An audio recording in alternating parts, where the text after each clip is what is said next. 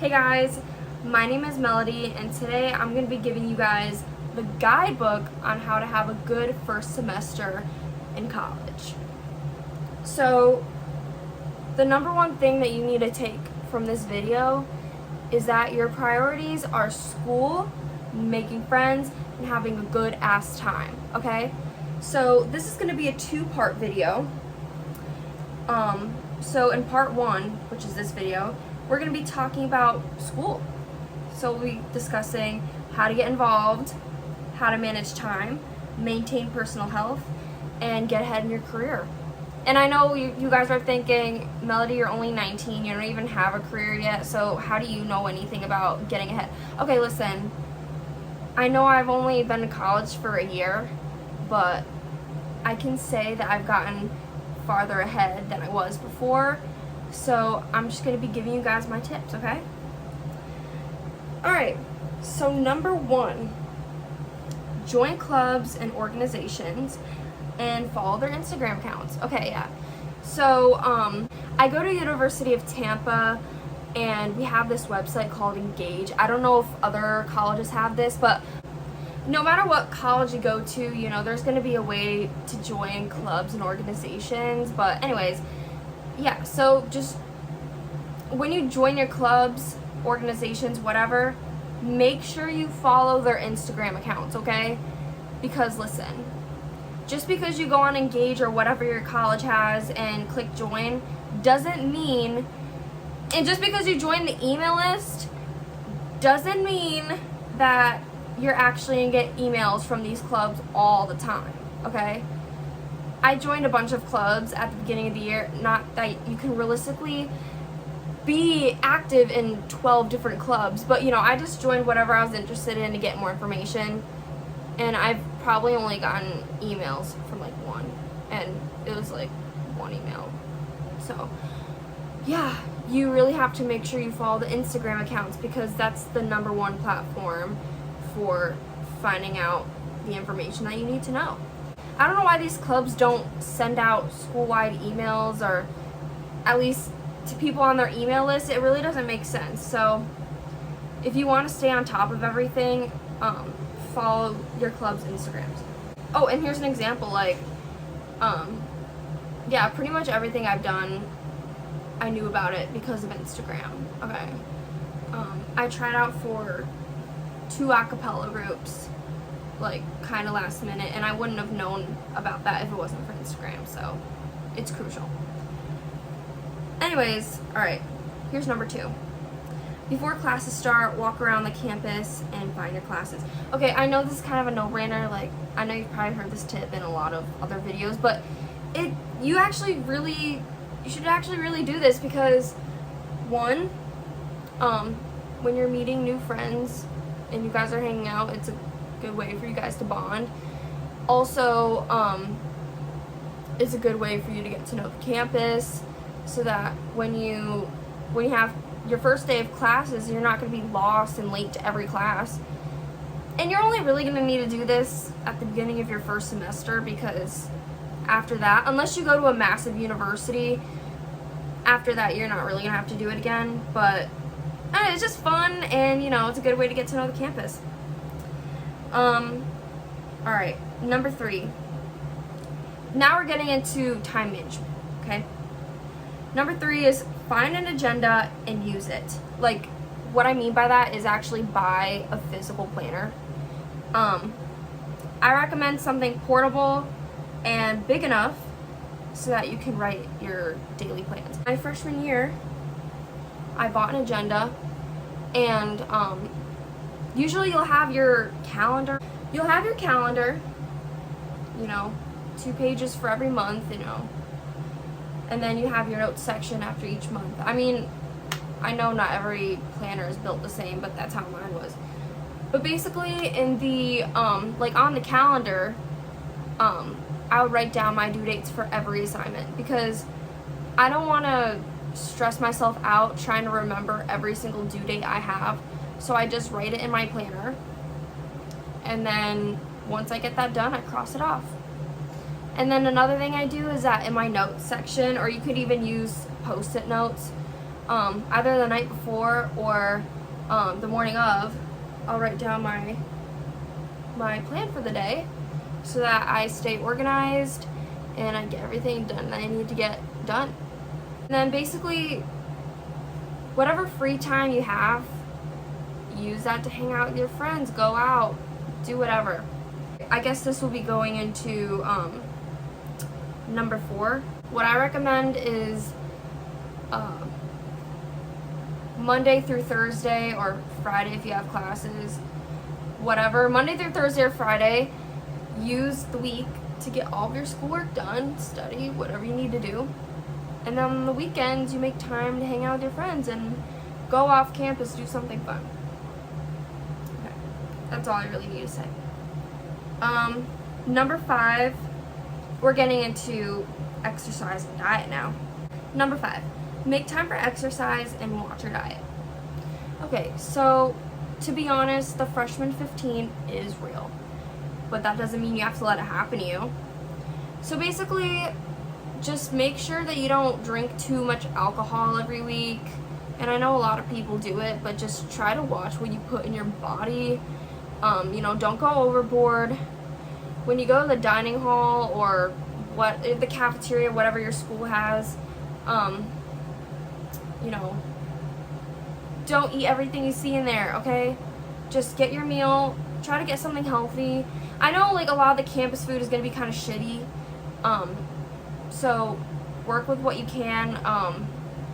At my school, I literally, we have a bunch of places to eat on campus, but I only really go to 1 or 2 places regularly because they have the healthiest food on campus.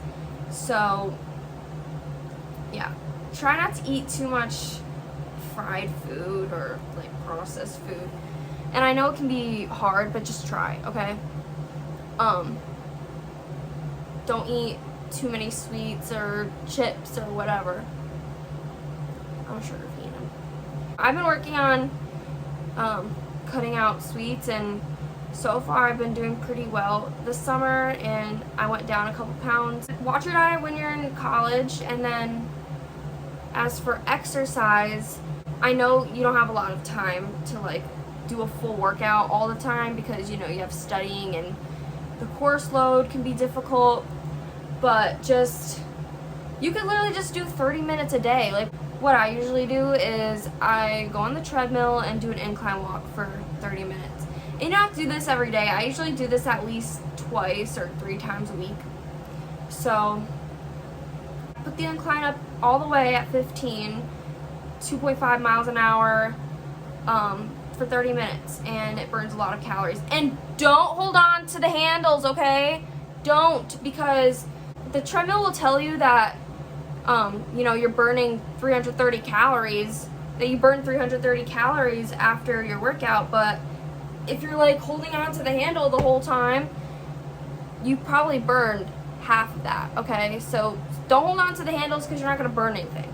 Okay, and then if you don't really like the treadmill, or if you don't have time, you have time for the treadmill, you just got to make the time. But if you don't want to do the treadmill every day, because I would get sick of that too, what I'm going to start doing is,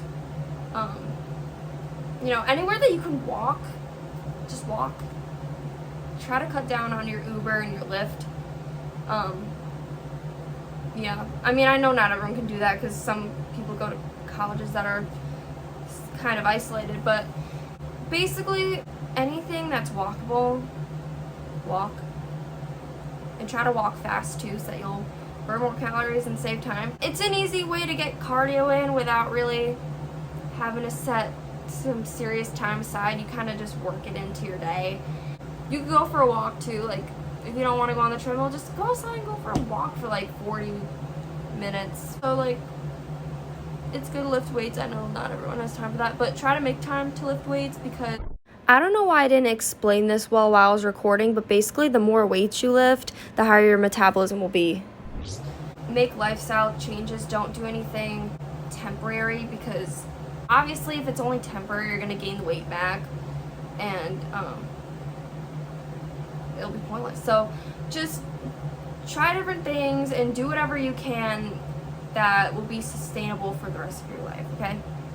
And number 6, this is the career advice.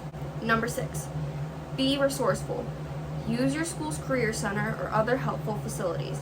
Also, as you're meeting people and you think they may have useful information for something you're interested in, ask questions. So yeah, I mean, the whole reason why we're in school is to get a degree and then get a career. So part of that is networking. You don't really have to overthink it, just when you're branching out, and if you guys find a commonality, you know, like let's say that, I think it's easier if I use a real life example. So I went into college as an undecided major because, I know you're probably thinking, why would you even go to college if you don't know what you want to do? Okay, listen, I knew that I wanted to go to college and that I wanted to enter a profession. And it's not like I had no idea what I wanted to do. I had a couple of interests in mind, but I wanted to try things out and see which path I wanted to take. So my first semester of college, I went undecided. And I was doing my researching different majors, and then my university had me do these self-assessments. But anyways, I was exploring different majors, and yeah, my first semester I was in the photography club, and then they did this demonstration for Adobe Photoshop. So I went, and then I stayed after, and I was talking to the president of the club, because I remember at the beginning of the presentation she mentioned that she was an advertising and public relations major. And before I went into college, I never really thought about advertising. I was interested in learning about it when I was doing my major exploration. So at the end of the demonstration, I stayed after and I was talking to her, and then she told me about okay, I am a creative person, okay, as you can see I'm doing this YouTube video, but basically she said that she's in the advertising creative concentration, and with that you can really do a lot with it. You can become a graphic designer, you can work for an ad agency. I mean, there's really a lot that you can do with it, she said. And then also I asked her how I could start learning Adobe Photoshop and all the other platforms, and she said that I could take there's this course, Digital Arts, Art 110, whatever, at the University of Tampa. So she was telling me all these things about the advertising major that I wouldn't have ever thought of, and I was really interested. So yeah, in the spring semester I took a couple courses that I thought would be interesting and give me clarity on where I wanted to go. I took digital arts, and I ended up declaring advertising as my major. And right now I'm double majoring in advertising and design. So that's just an example of how you find out that someone has useful information, and then you just ask them questions, and then run with it. I'm trying to think of another example. Also, for the career center, I know at my career center, you can go in and they'll review your resume, tell you what you need to fix, and they help you look for internships. Pretty much any career questions you have, you got it. Just go to them. You got to use your resources, because if you're not curious enough to ask questions, then you're just going to be in the same spot. Don't overthink networking. Just meet people and ask questions. See where things go. This is my last tip.